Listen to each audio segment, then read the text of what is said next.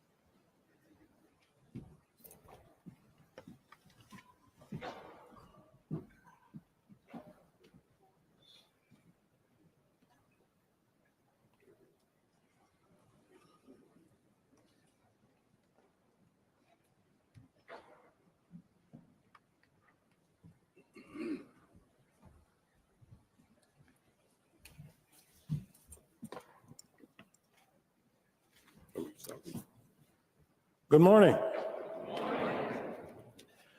My name is Kojo Nandi, and my partner shall remain unnamed. Tom Sherwood. We have live interpreters, and the proceedings are being aired closed caption. Good morning, everyone. Thank you very much for being here.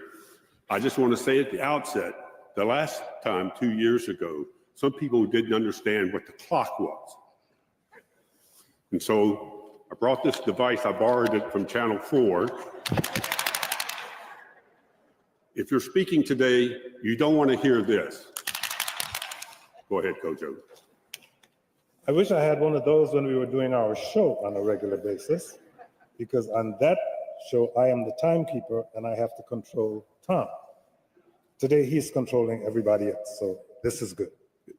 And now we're going to get this program started. Legally, it has to be all done, sworn in by noon.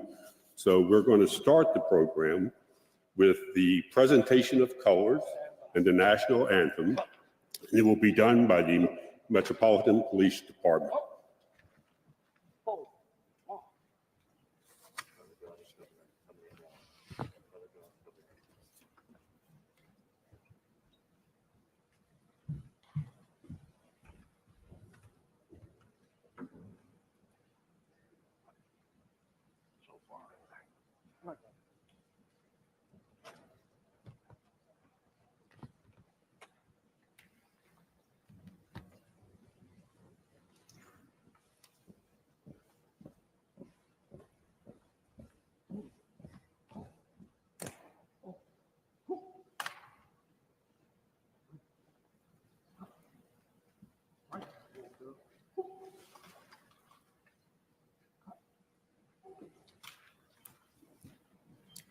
Oh, say, can you see by the dawn's early light what so proudly we hailed at the twilight's last gleaming, whose broad stripes and bright stars through the perilous fight for the ramparts we watched were so gallantly streaming, and the rockets' red glare, the bombs bursting in air, gave proof through the night that our flag was still there. Oh, say, does that star-spangled banner yet wave for the land of the free and the home of the brave?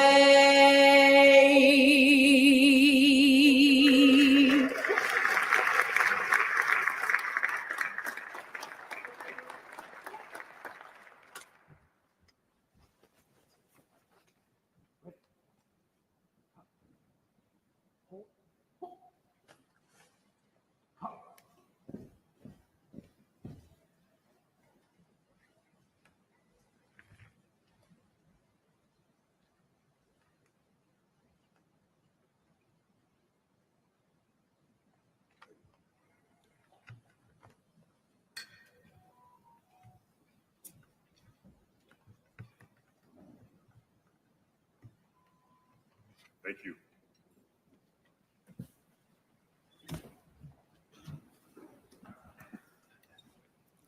There are a few people here that we would like to recognize. First, thank you to the Metropolitan Police Department's Honor Guard for performing that service.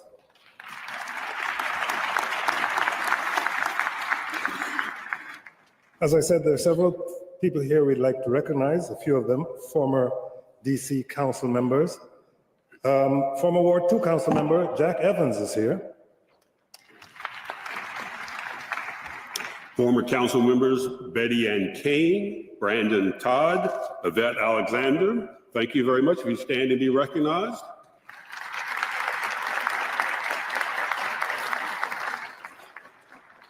And the head of the Ivy machine in Maryland, Prince George's Council Chair, Jolene Ivy. We also want to recognize DC Auditor Kathy Patterson in the audience today. Thank you very much. She'll be going over the books later. And also, it's not on the program, I'd like to compliment and thank the citizens of the District of Columbia for being here. And now, this is the part that my brother, a Baptist minister in Georgia, likes best.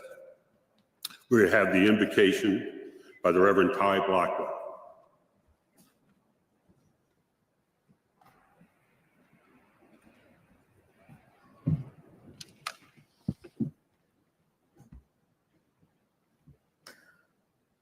Oh God, we come before you with gratitude. We thank you for being a God of love who is with us now in this very place. You never leave nor forsake us. We thank you for making each one of us in this room, every person we meet, every citizen of the city, in your own image with dignity and infinite worth.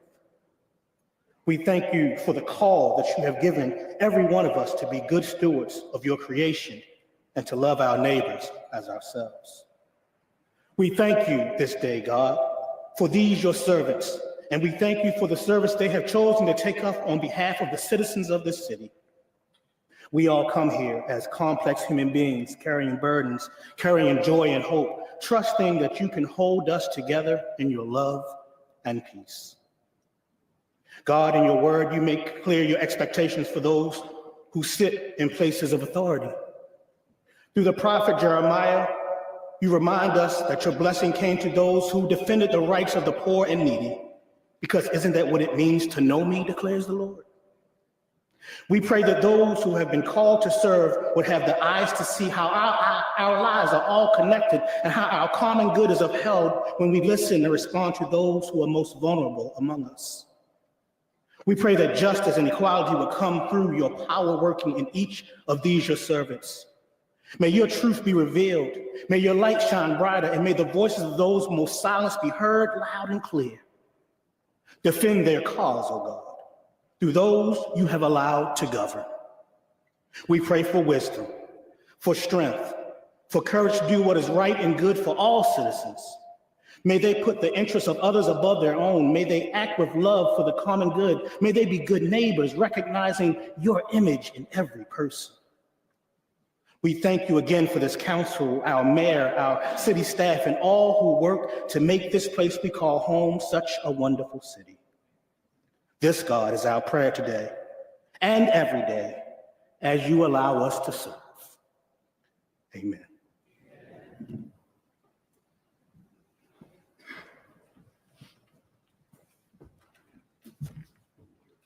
Ladies and gentlemen, please give a warm welcome to a leader who relies on Tom and me for much of her information. Please welcome DC Mayor Muriel Bowser. Thank you to our host. Well, good morning, DC. Happy New Year, Washington.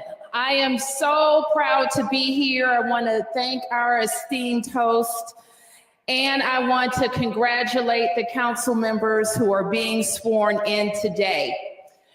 To all DC residents present and watching, Congresswoman Norton, Chairman Mendelson, Attorney General Schwab, Chief Judge Blackburn Rigsby, and all judges who are here, it is good to be with you. I know that collectively we are sending our love and prayers to our fellow Americans in New Orleans. I want to especially hold my sister Mayor LaToya Cantrell in our prayers and thoughts as she leads her city through a trying time. I want to recognize and thank our own public safety teams who are working with federal partners to ensure the safety of our city and to especially get ready for the 60th presidential inauguration. Let me start today by saying thank you to the residents of the district. Thank you for the trust that you have given me over the last 10 years. 10 years ago, I stood on this stage and was sworn in as your mayor for the first time. It was and still is the honor of my lifetime. A lot has happened over the past 10 years, and I'm most proud that today I can stand here and say that the story of Washington, D.C. right now is a good one. In fact, it's a great one. We are the fastest growing state in the country. Our population is back over 700,000. Crime is down, and not just a little bit. It's down lower than 2019 levels.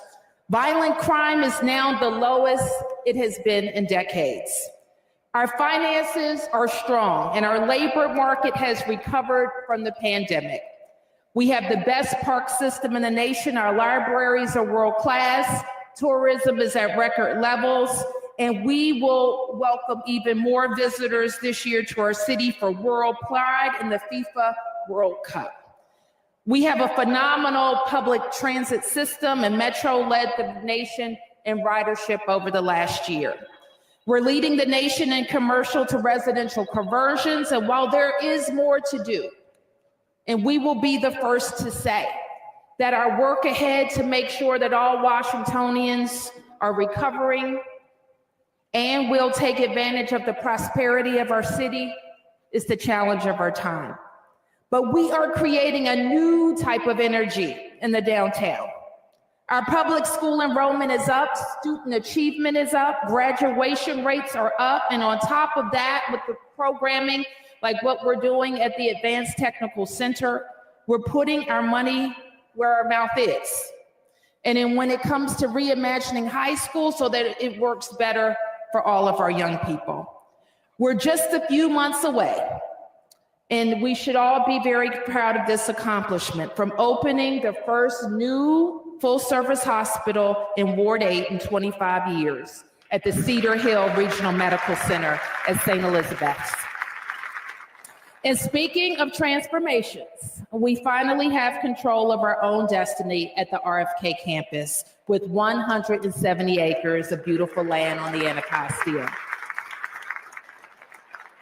And I don't even know how long it's been for this, but the Commanders are in the playoffs.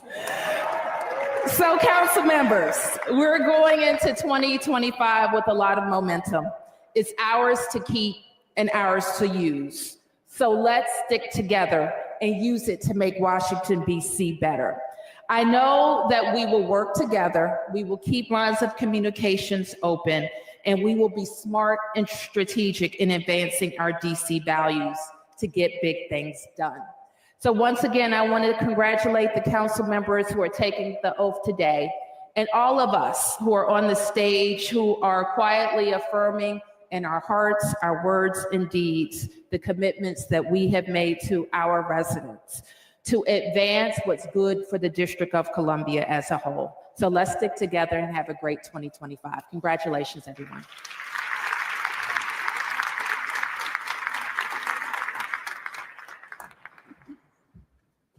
Thank you very much, Mayor Bowser, and I will note she stayed within the time limit.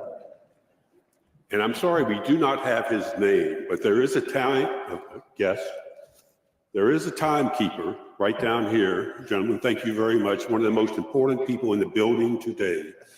He's holding up the time cues. Please follow. And with that caution, Mr. Chairman, I'd like to welcome the council chairman, Phil Mendelson, affectionately known as Mendo.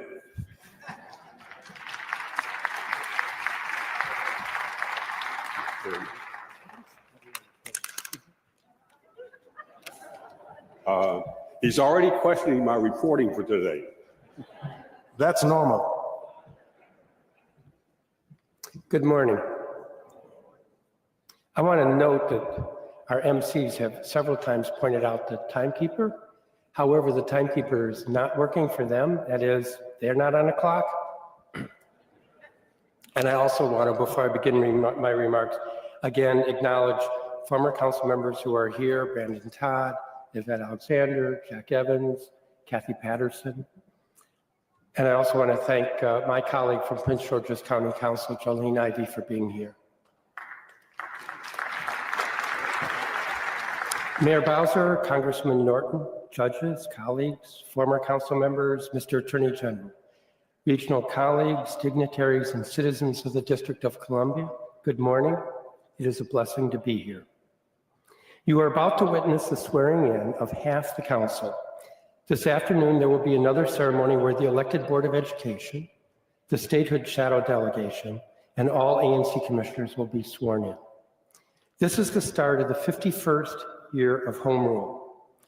We are all anxious with the changeover in the federal government, given the anti-home rule rhetoric, but we have a very good story to tell of how we have managed the past half century. Not only is our home rule government far, far more responsive to our citizens than the federal commissioners ever were, but our government is far, far better. No unfunded pension system, adequately paid teachers, a 35% drop in violent crime last year, and a leader among cities and states in the struggle to create more affordable housing and fight against homelessness. And if members of Congress do come after us, I'll be the first to point out how bad they are at running governments, failing to confirm the appointment of our judges, which impacts crime, underfunding our police year after year, totaling $83 million over the past 4 years, actually contributing to crime in the district by prohibiting the regulation of recreational cannabis, failing to adopt their budgets on time, and constantly on the verge of a government shutdown. And they think they're better than us? Not that we don't have our challenges. Ending the year with a 31% drop in homicides is great, but 190 deaths is still too high. Our public education system may be well funded, and we are a leader in choice, but the achievement gap between poor Black and rich white kids is embarrassingly huge. We are not alone with our affordable housing crisis, but still tens of thousands of our citizens, individuals and families, need help that we're not able to give. The council, together, the members sitting behind me, will be ever more focused over the next 2 years as we work with the mayor to tackle these challenges. Collaboration is a good thing. But to be successful, we will have to make choices because we can't keep adding new things to pay for when we aren't taking care of everything we already have. We learned that lesson with Monumental Sports this year, that we have to take care of what we already have. Citizens want a government that works, that finds solutions, that makes our city better. While I am a firm believer in a strong legislature, I recognize that policies that have the support of both branches have the best chance of success. Each of us was elected, some last year, some 2 years ago, as an act of trust by our citizens. It is an honor to serve, but it also becomes a duty and obligation once we take the oath of office. That is why we are here, to witness the oath taking by those most recently elected. I thank you for your trust and hope we individually and collectively live up to it. Let us now proceed. Thank you.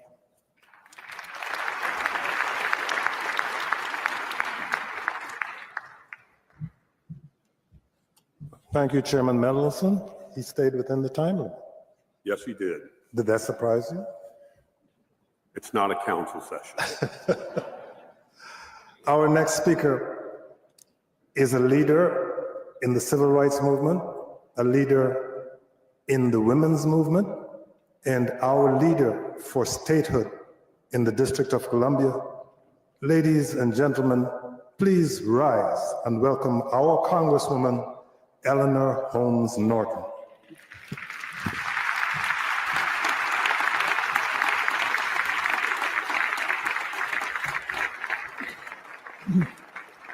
Thank you very much. Mayor Bowser, Council Chair Mendelson, members of the City Council, and ladies and gentlemen. As a third generation Washingtonian, I appreciate the opportunity to join you today, and I congratulate the returning members of the council and those sworn in for the first time today.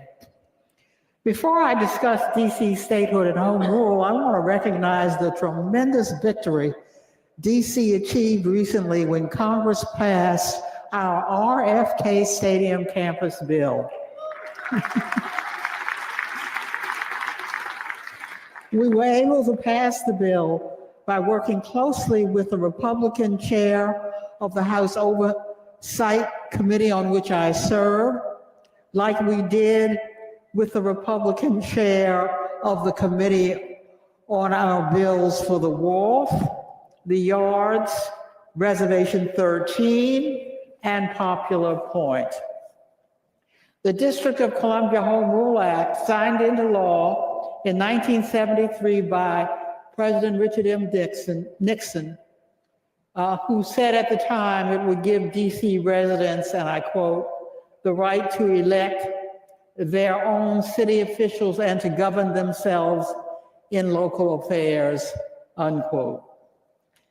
Today's swearing in continues the right to self-government for the over 700,000 DC residents who pay taxes without a full vote in Congress.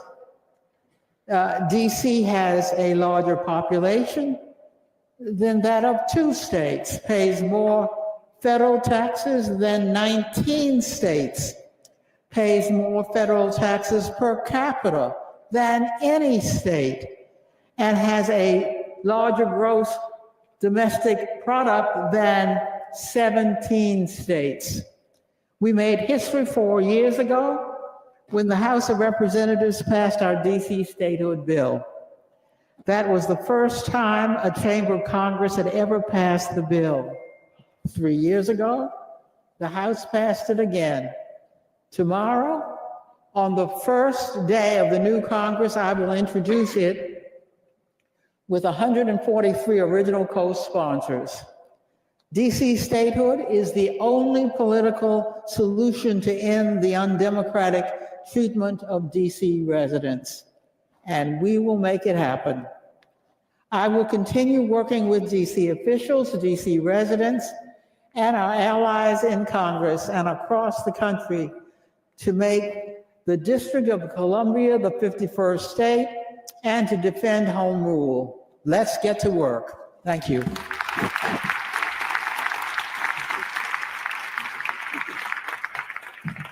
Thank you very much, Congresswoman Norton. I guess this is the beginning of what we're here for. I think so. What is it again? The swearing in for the council members. We will call on each member, the judge administering the oath, and members' families, no more than 10 persons, to join us on stage. I know No many. more than 10. We don't have to worry about this year because Kenyon McDuffie's not being sworn in. His family took up half the auditorium last time. So each member and their families will be joining them on stage with their families standing behind them. We will begin with the oath of office for Council Member Brooke Pinto, with the oath administered by the Honorable Lauren L. Ali Khan.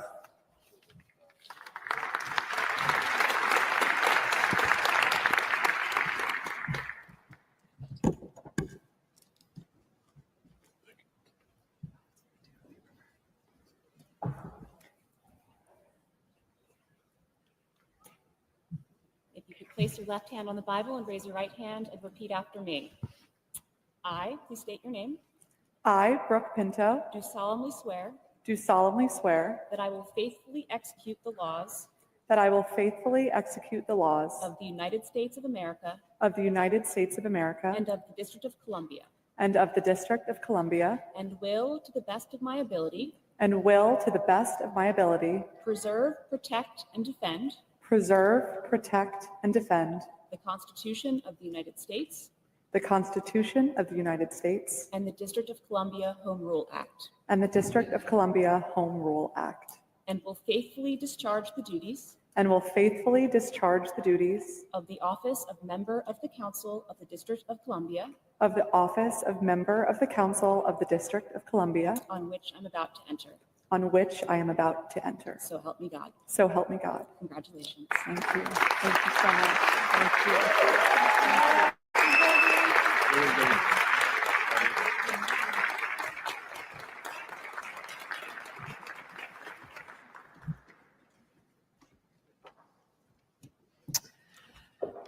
All right. Well, good morning. Thank you so much. Thank you very much to our MCs, Tom and Kojo. Thank you, Mayor Bowser and Chairman Mendelson and Congresswoman Norton for your opening remarks and for being such committed public servants. I appreciate working with all of you and all of my council colleagues, those who are being sworn in today and those who are continuing their service.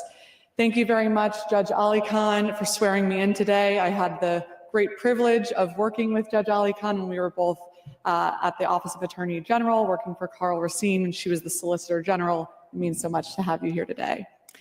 I'm also joined today by my family, my parents, James and Dale Pinto, my sister Karen, and my brother Nick. You remain my primary pillars of support and encouragement. Thank you for instilling in me the importance of showing up, being involved in your community, listening attentively to alternative viewpoints, and instilling in me a deep conviction and commitment to public service. I love you all. Thank you. And absolutely, it is a round. And thank you to my extended family, by blood and by choice. Thank you all for the support, humor, great ideas, and for keeping me rooted every day. I also have the greatest team working alongside me. Thank you, Elizabeth Miller and Gretchen Wharton, for serving as my campaign chair and treasurer. with dedication, grit, and charm. And to Genevieve Hulick, who has served as my truly indefatigable Chief of Staff since the very beginning. I could not do any of this without you. Thank you. And to all of my incredible staff that has championed all of the causes on behalf of DC residents and worked so hard every day. I appreciate all of you so much. And I say to my staff and the community all the time, and when this is true when we're dealing with any policy disagreement, whether it's with a colleague, with an agency, two constituencies, we are on the same team. We are on one team. And this team, my team, our team, has some common goals. Our team believes that no matter what neighborhood you live in, you have the right to be safe and secure. Our team believes that our entire city benefits when we are conscientious about fostering a thriving business community. And our team, this team, believes that we have a responsibility to invest in our children so they can receive the highest quality education in the country. And our team knows that the people of our city deserve no less than our full commitment to ensuring that they meet their full potential. When I met Roger Marmette, who turned the pain of losing his son from a stray bullet into founding Peace for DC to invest in peacekeeping work for our city to heal, I knew his commitment would fuel the public-private partnership for this work. Or when I sat with Brenda Richardson in her living room to hear about her inability to go outside without fearing for her safety, I knew we must partner with MPD to allow our communities to reclaim our public space free from crime. Or when Alistair Chang, our Ward 2 State Board of Education rep, shared with me the troubling statistics around childhood literacy rates in DC, which directly led to our investment in structured literacy training for our teachers to most effectively teach our youngest how to read. I knew when we listened to our team and we worked towards concrete solutions, we can and do accomplish big and meaningful things. Throughout my time serving on the council, my conviction has always lied in my faith in you. As the first woman to serve as Speaker of the US House of Representatives, Nancy Pelosi eloquently shared, our diversity is our strength, but our unity is our power. We can and we should be proud of what we've accomplished together. When I became the chairwoman of the Committee on Public Safety and Justice, the city was experiencing a historic crime wave that was affecting every community and making national and even international headlines. Together with our community, I spent all year putting together the largest public safety package in our city's history, Secure DC. I worked with all of my council colleagues, with Mayor Bowser, with Attorney General Schwab, with our federal partners, our schools, visited neighbors in every part of our city to put together 100 different legislative interventions with one goal in mind: improve safety for everyone through prevention, accountability, and government coordination. And we did. Carjackings were cut in half. Crime is down in every category, in every corner of the city. And we ended the year with the lowest violent crime numbers our city has had in 30 years. Additionally, my first term, we were very focused on supporting a thriving business community, from overhauling our business licensing process to revitalizing downtown DC, because we know this is essential to creating economic opportunities for all district residents. And you know who else is on our team? Our teams. The Wizards, the Capitals, the Mystics, Nationals, the Spirit, and they're staying right here at home in Washington. And I can't wait for the Commanders to come home to play where they belong to, in the nation's capital. And while I'm tremendously proud of our accomplishments over the last 4 years, the work continues. The government shouldn't be here to solve every single challenge, but we need to provide the framework, incentives, and supports so we can unleash the creative potential of our diverse community. We can accomplish anything when we work together as one team. Almost done.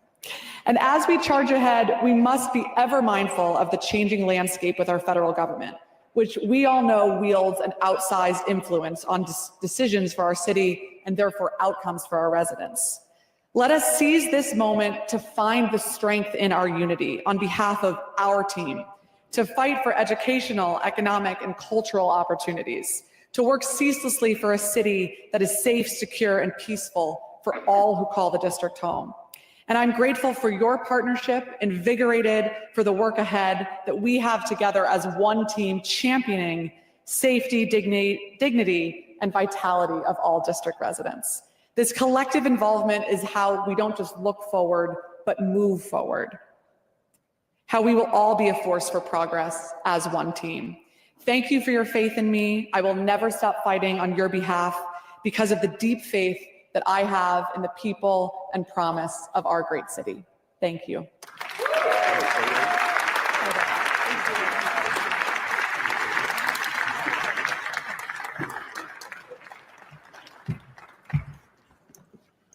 Thank you, Council Member. This is a rare opportunity. I get to instruct the judges. Please, judges, when you come up, stand here on this side, on this side of the microphones, and stand close to the microphones. I'm not sure why, but I was told to tell you that. I noticed you didn't use that. Should I use? No, we're not taking any votes today. All right, here we go. Next, we're going to have a new mom, the Honorable Janice Lewis George, council member from Ward 4. The oath will be administered by the Honorable Anita Josie Herring, Senior Judge, Superior Court of the District of Columbia. Please welcome them.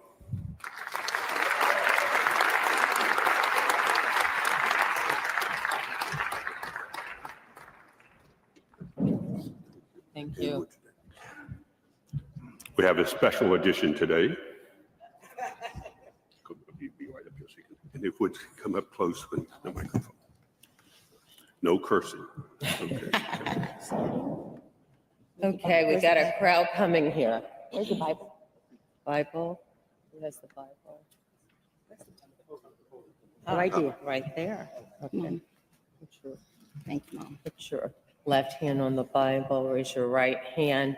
I should say it's interesting to be called a senior judge because I don't feel senior, although that is an official title that applies to me at this point. I'm going to state the oath and you will repeat after me as I go. State your name, please. I, Okay. Please state your name. Janice Lewis George, Do solemnly swear do solemnly swear that I will faithfully that I will faithfully execute the laws of the United States of America execute the laws of the United States of America and the District of Columbia, and the District of Columbia, and will to the best of my ability and will to the best of my ability preserve, preserve, protect, protect, and defend and defend the Constitution of the United States the Constitution of the United States and the District of Columbia, and the District of Columbia, Home Rule Act, Home Rule Act, and will faithfully discharge the duties and will faithfully discharge the duties of the office of member of the Council of member of the Council of the District of Columbia. of the District, a member of the District of Columbia, Okay, on which I am about to enter. on which I am about to enter. And so congratulations, you're sworn in again. Thank you, Judge. Congratulations. Thank you. Mwah.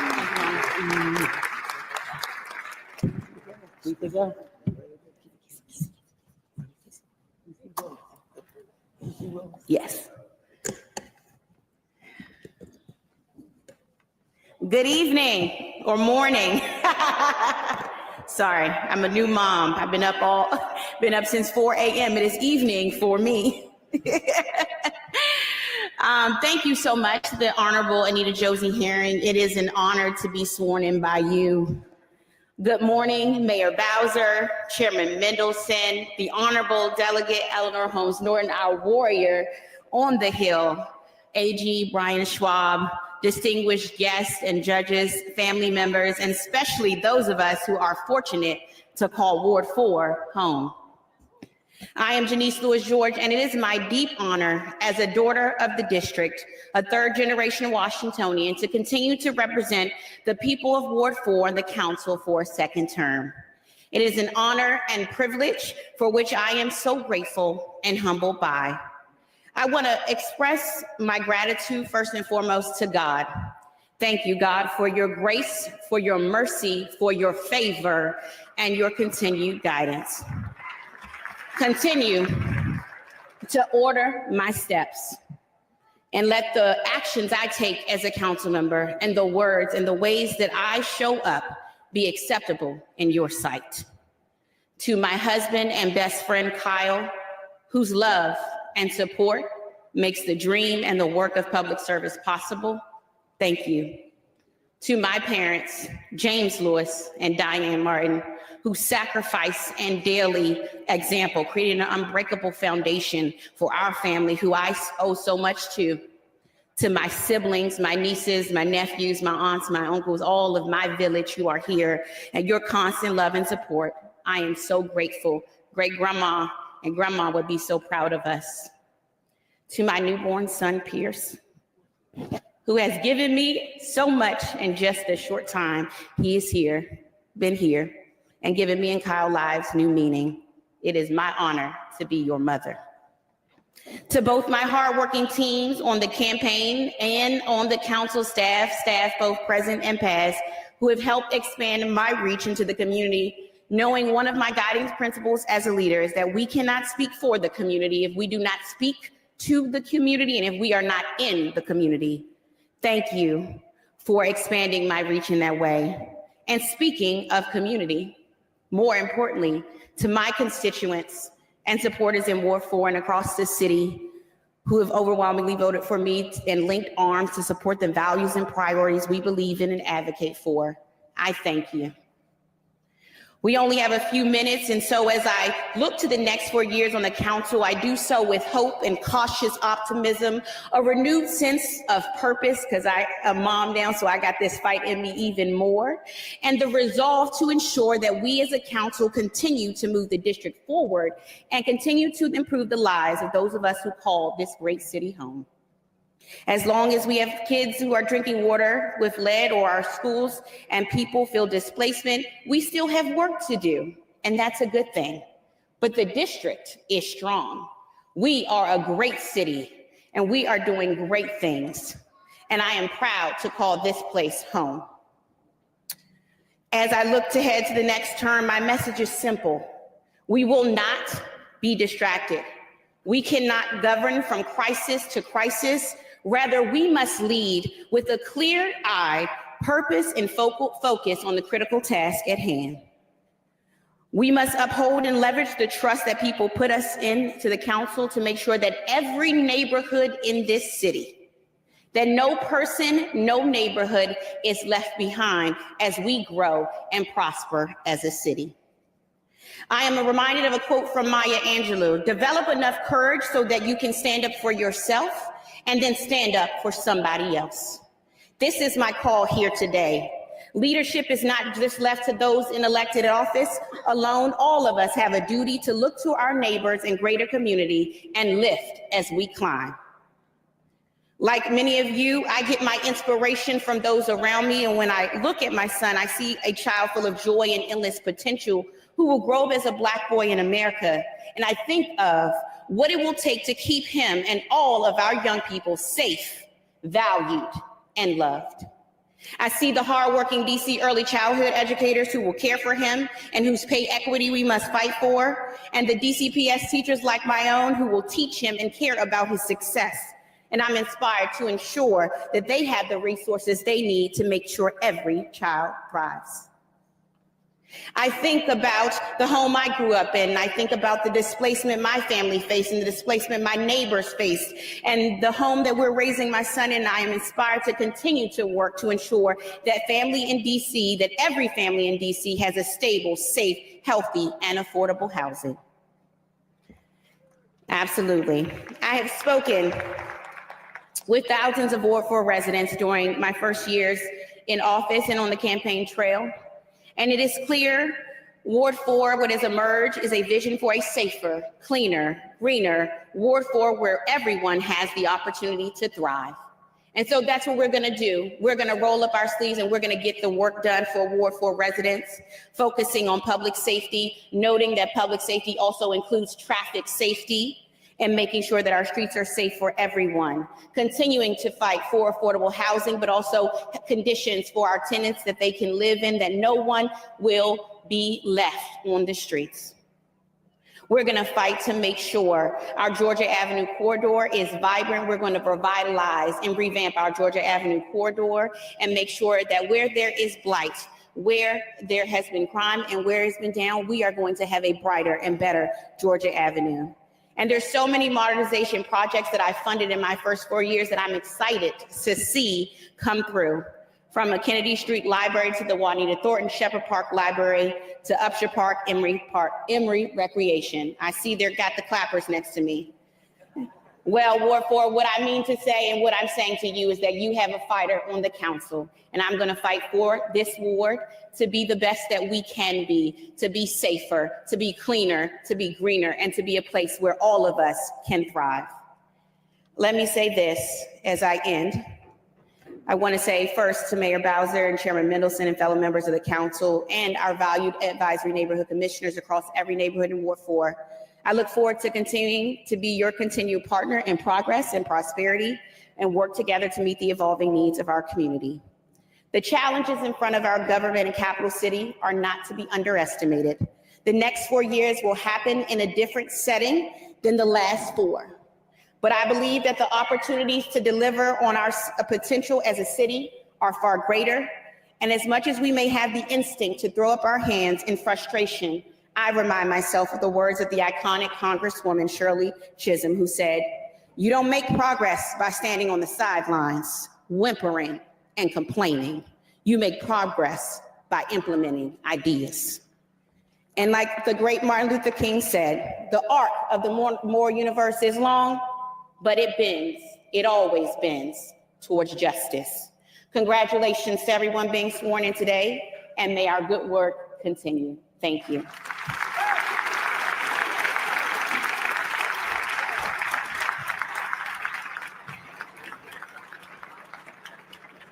Tom sure would accuse me of being liberal with the time there because Janice Lewis George happens to be my council member. Next up, the Honorable Wendell Felder, council member of Ward 7. Ward 10 on the stage. With the oath administered by the Honorable Phil Mendelson, Chairman, Council of the District of Columbia. And only 10 supporters on the stage is the rule. He's new, we have to tell him. Chairman, again, please stand. Thank you. And that's, yes. He may not know it. None of us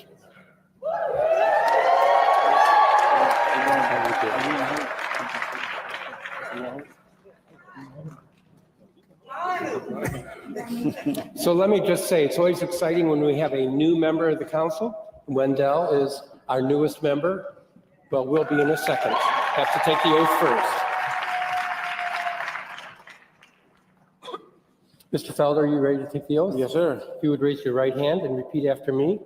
I, Wendell Felder, do solemnly swear that I will faithfully execute the laws of the United States of America that I will faithfully execute the laws of the United States of America and of the District of Columbia, and of the District of Columbia, and will, to the best of my ability, preserve, protect, and defend the Constitution of the United States, and the District of Columbia Home Rule Act. And I will faithfully discharge the duties of the office of member of the Council of the District of Columbia, which I am about to enter. Congratulations. Thanks.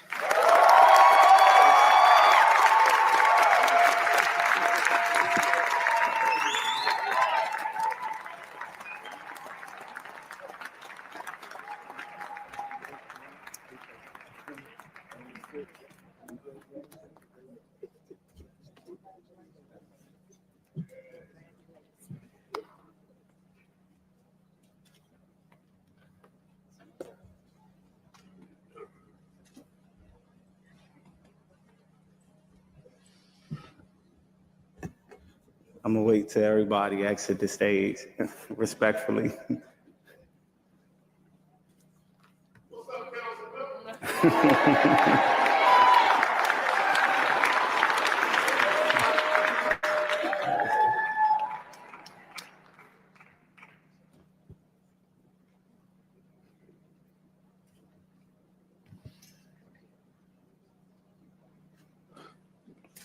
Thank you, Mr. Chairman, for swearing me in. Good morning, DC residents, distinguished guests, visitors, Mayor Bowser, Congresswoman Norton, Attorney General Schwab, and my soon-to-be council colleagues. Today is a day of celebration, reflection, and renewed commitments to the residents of our great city. As I stand here deeply humbled and excited to take on the responsibility to serve as on the Council of the District of Columbia as your next Ward 7 council member, I first want to take a moment to thank God.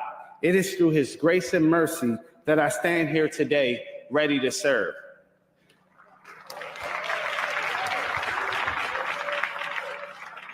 I would also like to take a moment to thank my family, particularly my parents, my mother Elaine Felder, and my father Waddell Chase, for their unwavering support in all my efforts.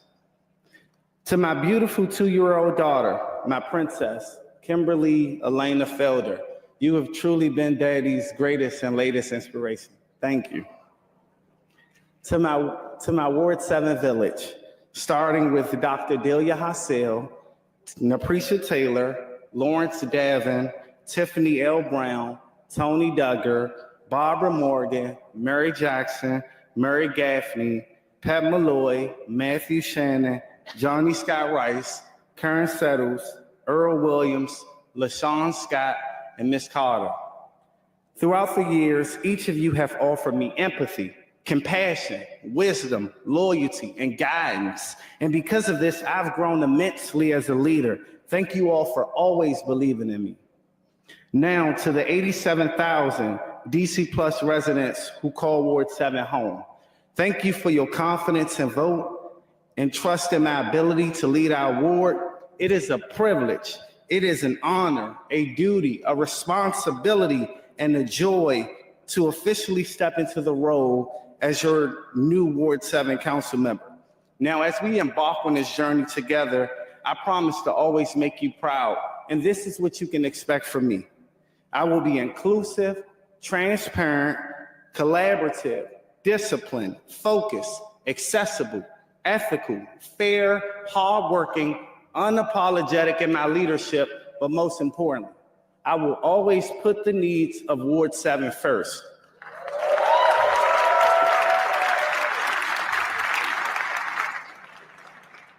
Now, with such a momentous occasion, I would like to say a story that is both personal and in many ways a reflection of the journey of Ward 7 itself. Once there was a young man who started from very humble beginnings in circumstances where hope often felt like a luxury. Every day was a battle against the odds, limited resources, systematic challenges, and the weight of expectation that said you cannot. But despite of it all, he held on to a dream of something better, not just for himself, but for the community that helped shape him. With the support of those who believed in him and a deep faith in God, that young man found this way. He overcame, he persevered, and he vowed never to forget where he came from. That young man stands before you today. And just as I face struggles and triumphs, so too has Ward 7. The ward has faced its own battles against inequality, underinvestment, and neglect. Our ward is filled with promise, brimming with potential, and ready to rise to every new challenge.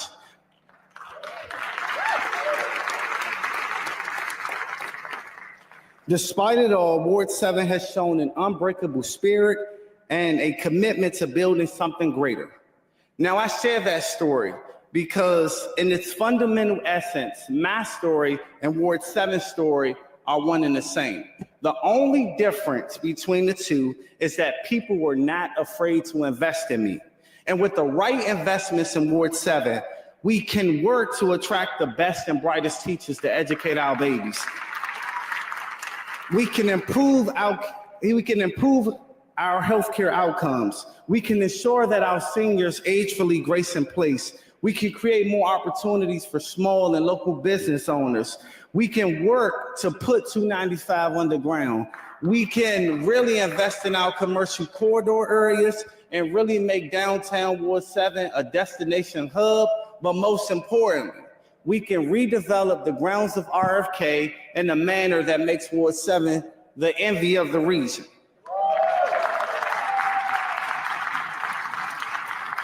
Now, in closing, I would like to share a quote that I once heard. Without commitment, you will never start, but without consistency, you will never finish. It is not easy. If it were easy, there would be no Wanda Oliver McKenzie. If it were easy, there would be no James Banks. If it were easy, there would be no Laverne Chapman. If it were easy, there would be no Kevin Jones. If it were easy, there would be no Rashad Young. If it were easy, there would be no Vincent C. Gray. If it were easy, there would be no Mayor Bowser. And if there were easy, there would be no Wendell Felder.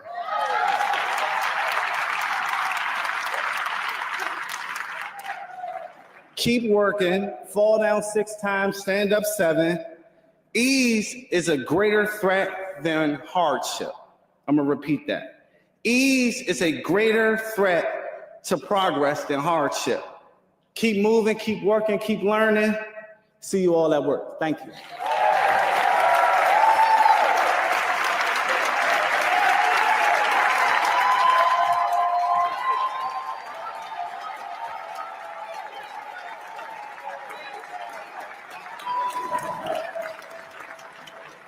Clearly a lot of enthusiasm there.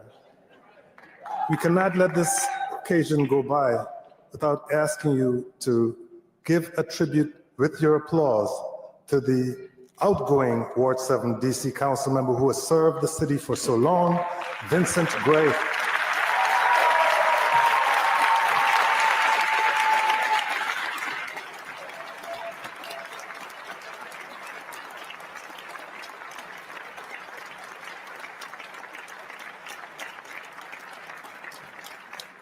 This list is too long. Council member, chairman, mayor, council member, goes on too long. We miss him here today. We now would invite to the lectern and Council member Trayon White Sr., council member from Ward 8. The oath of it will be administered by his colleague, council member Janice Lewis George.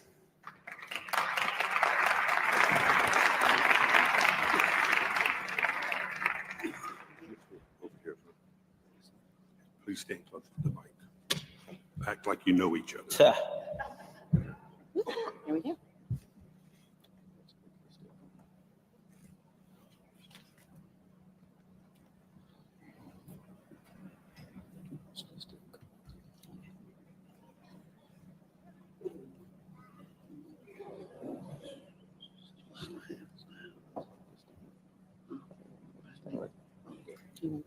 Yeah.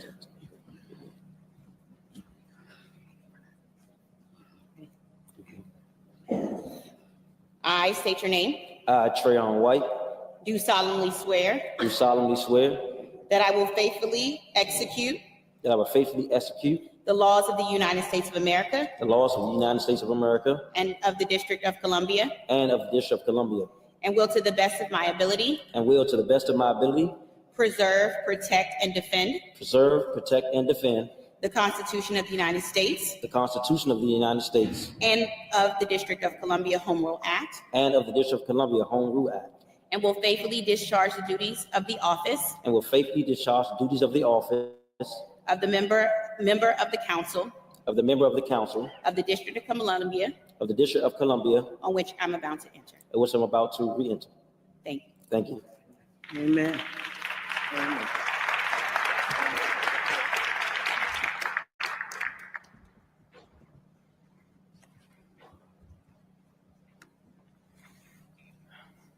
Good morning. First, I would like to thank God for getting me here today. As you can imagine, this has been a bittersweet moment for me. Would like to give special congratulations to a new colleague, a friend of mine, Mr. Wendell Fielder. Welcome, man. He's going to make Ward 8, Ward 7, and DC proud. I know Ward 7 we claim Ward 8 as well. I stand on the shoulders of so many giants, like the late Marion Barry, William Lockridge, my grandmas, and so many who have paved the way for me. As a public servant, we have a duty to our city. This morning, I want to say that I apologize to my city, and I love my city to the core of who I am. I'm not a perfect man, but if you get to know me, you know that I'm a good man. I've worked tirelessly over the course of the last couple of years to the best of my ability, advocating and standing in the gaps to make sure Ward 8 is included into the economic prosperity of our city. With the help of my staff, with the help of the residents of Ward 8 who come to the hearings through email, text, and call to fight for what we need, and with the help of Mayor Muriel Bowser, we have done a lot of things in our ward. Collectively, we are building 5 new recreation centers in Ward 8. One is already done and one is under construction. We are building 2 senior living homes in Ward 8. Our senior wellness center, which will be in the back of Kramer Middle School. We have poured over $11 million into grants for Black and minority businesses east of Anacostia River through the Green Grants and to the Ward 8 Investment Fund. This is what leadership looks like. Never forget what we've done at Sycamore Oak, hosting 13 Black-owned businesses from the community that we can own, shop, and grow right here in our own communities. We have opened up 2 family shelters and also a brand new men's shelter right here in the Great Ward 8. Ronald Moulton Go-Go Museum, right there in MLK. We have doubled down on our commitment to bring residents back to the Berry Farm community. In fact, we just opened up the new residents in Berry Farm, did a groundbreaking for new residents to come right here in our Ward 8. All of this makes our community strong. I have set out to make our schools stronger and our community safer. I cannot do this alone.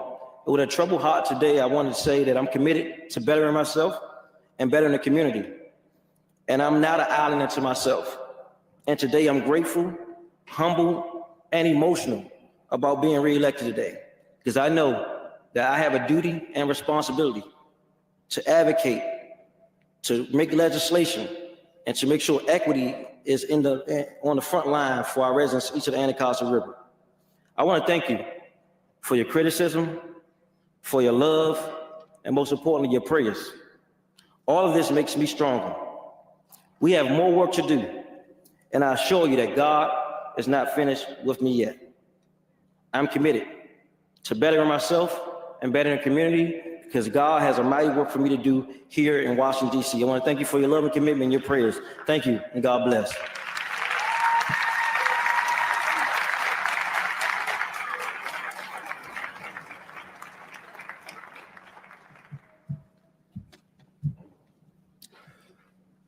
Next up is the Honorable Christina D. Henderson, Council Member at Large, oath administered by the Honorable Kendra D. Briggs, Associate Judge, Superior Court of the District of Columbia.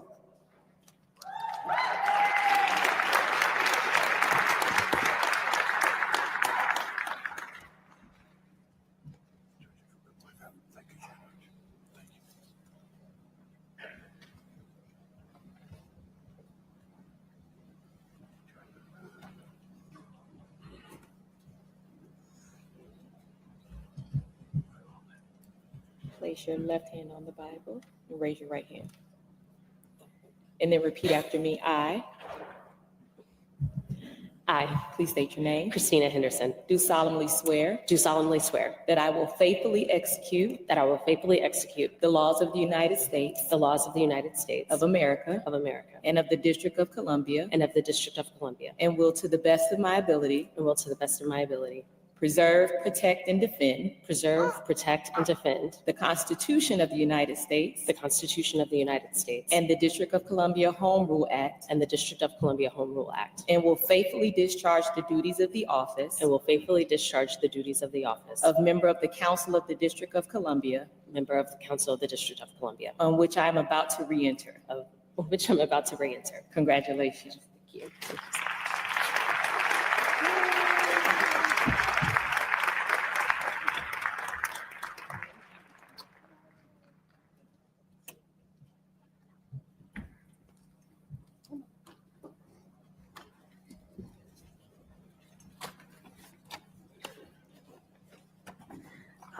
I feel like you guys have seen my little interns grow up on camera. Oh, wow. Whew. 4 years ago, the ceremony was very different as we were in the throes of the pandemic. And so I'm ever grateful that we are on the other side of that emergency and that I have the opportunity to do this again indoors this time. I first want to thank God, who quite simply has been faithful throughout the ages. I'd like to thank the residents of the district for this opportunity to serve yet again. We may not always agree on the final vote of a particular matter, but I hope that you have found in me someone who will listen, someone who will question, someone who will be a problem solver, and who works to get things done. I value the public trust, and I will always keep that at the forefront of my work. I also want to thank my dear family, some of whom are here, some of whom are watching online, my friends, mentors, and neighbors whose love, patience, reality checks, and village mentality have made this moment possible yet again. To my core three, New, Jordan, Cameron, I love you guys so dearly, and I hope I'm making you proud.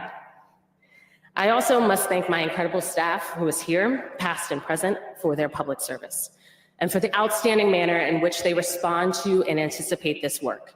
Much of our work and success over the past 4 years has been born out of collaborations and conversations with constituents and stakeholders who came to us with a problem. Some days the policy solutions are straightforward. Other days they are complicated and can take us months or even years to get over the finish line. Hello, expanding access to fertility treatment, which officially began yesterday. But no matter the day, I truly and sincerely appreciate how you all live out our team's core values: public service, curiosity, humility, intentionality, and yes, joy. Looking to the next 4 years, I believe we're going to need all 5 of those values. As I was getting down to the business today, really thinking about what to say to you all, I learned of former President Jimmy Carter's passing. Some of you know that I grew up as a military brat and attended high school in Columbus, Georgia. Field trips to the Carter Center in Plains, Georgia were very much commonplace. I bring this up because there was a quote from President Carter's inaugural address in 1977 that I think is very fitting for where the district finds ourselves in this moment. He quotes one of his high school teachers who used to say, "We must adjust to the changing times, but still hold to unchanging principles." In many ways, I believe that is the story of the district. I'm not naive to the realities that we face, whether it be the challenges in our commercial and housing market, or how we create a sustainable care economy, or tackling the growing trend of health disparities, or threats of political outsiders who are simply looking for a soundbite. But I do not see this moment as a time to act from a place of fear. I do not get into the work of public service and government or seek elective office to simply manage and maintain the status quo. I ran for re-election because I believe we have unfinished business in our work to ensure that in the District of Columbia, one zip code does not determine your opportunity for success. I still believe that state and local government is where big things can truly happen to improve and impact the lives of people. I've worked on Capitol Hill, trust me, we are the place. We can bolster and support our economy. We can radically improve public health and wellness outcomes. We can enhance the learning in our school communities, sustain safe and vibrant neighborhoods with a strong public safety network, as well as a reliable public transit system. We can care for our workers who are caring for our most vulnerable. We can bolster housing opportunities and improve our infrastructure to be more resilient for what lies ahead. These are some of the priorities I have for the years ahead. To accomplish this, though, in this political climate, I believe we have to be forwardly and think outside of the box. Old playbooks and uninspired vision will not eliminate risk. As one of my friends recently wrote, quote, "If Jeff Bezos, Mark Zuckerberg, and Elon Musk have taught us anything, it's that Silicon Valley cannot be the only ones truly imaginatively and audaciously thinking about what's next. I think that cities need to be in the mix. I think that the district needs to continue to lead in innovative policy spaces like early childhood education and public health and sustainability. To paraphrase President Carter with a bit of my spin for what looms ahead in 2025, yes, we must adjust for changing times, but we certainly don't need to stand still. Thank you again for this opportunity to do this work."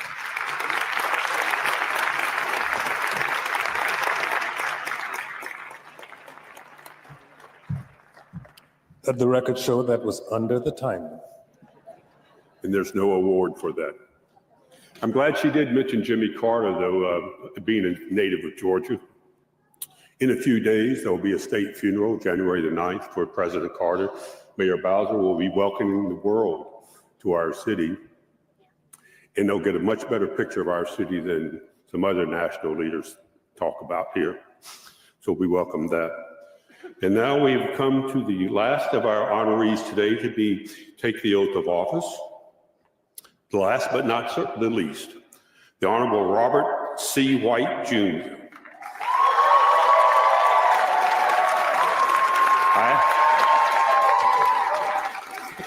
I asked him in the reception room what the C stands for. He said Clyde, I think. Is that right, Clyde? Robert C. White, Jr., council member at large. The oath will be administered by the Honorable John P. Howard III, who I think was up here 2 years ago. Come up, Judge, if you'll stand here, right there where it says Judge. We have things very simple up here. And the council member, he needs this. And if you come up, don't be afraid of the microphones. All right. Okay. Yeah, I'll put this here in case you need to. Thank you.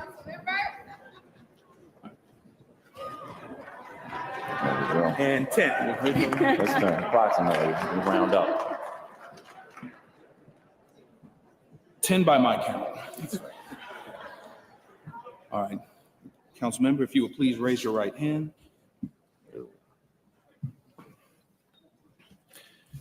Repeat after me. I state your name.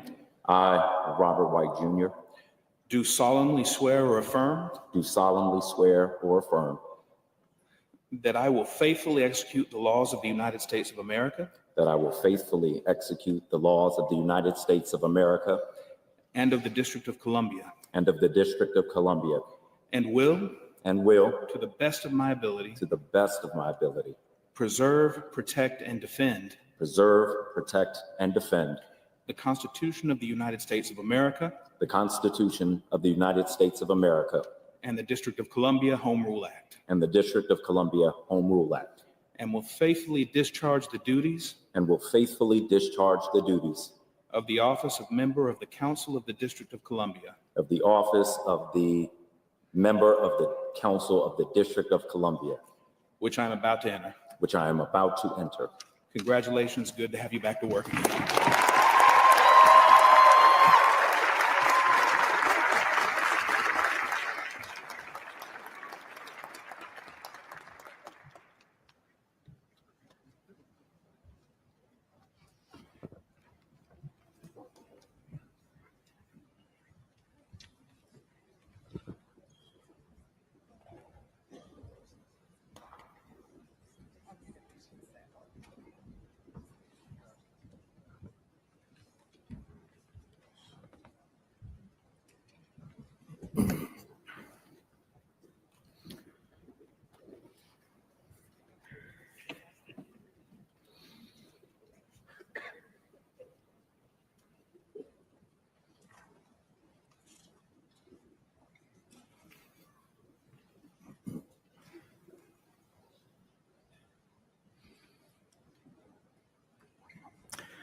Good morning, DC. I give thanks to Almighty God, from whom all of my blessings flow. Thanks to my greatest blessings, my wife, Christy. You are patient, You are wise, you are beautiful, you are magic. To my daughters, Madison and Monroe, thank you for keeping me loved and so humbled. To my family and my team, your unwavering belief in our mission makes this work possible. And to the people of DC, thank you for trusting me with a third term as your at-large council member. Winning every ward is a profound honor and a responsibility that I do not take lightly. We stand at a moment of truth for our city. For some, DC is a place of promise and opportunity, but for too many, it's a city of rising costs and fading hope. Families are stretched thin. Young people face dead ends, and even those doing well know that we can and must do better. With the resources we have, better isn't just possible, it is our responsibility. The problem isn't just broken systems, it's broken promises. Promises like, if you work hard and wait, the rising tide will lift your boat. But when the tide rose, some were swept right away, while others were left to sink in that very tide. I call that false hope. My grandmother would call it bullcrap, and I'm censoring. I know what it's like to come from a family for whom promises and good intentions fall short. Families like mine are done waiting. They need leaders who don't just speak to their pain, but act to ease it. Let me be clear. No one person, no single plan, no one lone ideology can do this alone. The city we envision will take more than ordinary efforts. It will require uncommon cooperation. Uncommon cooperation means advocates and businesses coming together to create solutions that lift everyone. It means government leaders rowing in the same direction, not for glory, but to honor the trust of the people. When we embrace this spirit, we stop going in circles and start building affordable housing, vocational education, and job training for today's economy, the stepping stones to a safe and stable city. These goals are worth doing and they are within reach. And this is not just talk. I've worked with council colleagues and our community to restore voting rights to incarcerated residents, making DC a national leader. Partnered with Ward 8 businesses to prevent displacement, leading to the opening of the DC Go-Go Museum. Expanded early childhood education, launched a free master's in social work program to tackle mental health crisis at its core, and reformed public housing, facing resistance and even lawsuits to get it done.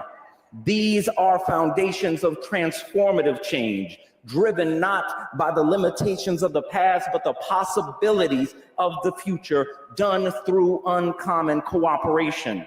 So I say, I will not be a leader who turns a deaf ear to the cries of the people. It's time to move beyond labels like pro-business or progressive and just be about the business of progress. Bold enough to measure progress by results, not intentions. Humble enough to show how many people we bring to a cause, not how many we cast as villains. Compassionate enough to understand that trickle-down economics never feels like it trickles down far enough for the people at the bottom. Remember this, people will build a vision that they see themselves in, and they will tear apart a vision that doesn't include them. I call that practical wisdom. My grandmother would call it common sense. Whatever we call it, to build a better future, we must do it together or be pushed aside for people who will. This moment calls for faith. Faith in what we can build together. But as the Bible says, faith without works is, somebody been to church? yes, dead. And the work ahead demands uncommon cooperation. If you have faith in this city, if you have hope for our people and believe in our potential, then we must move beyond the same old cycles and pull together. Thank you. God bless. Let's work.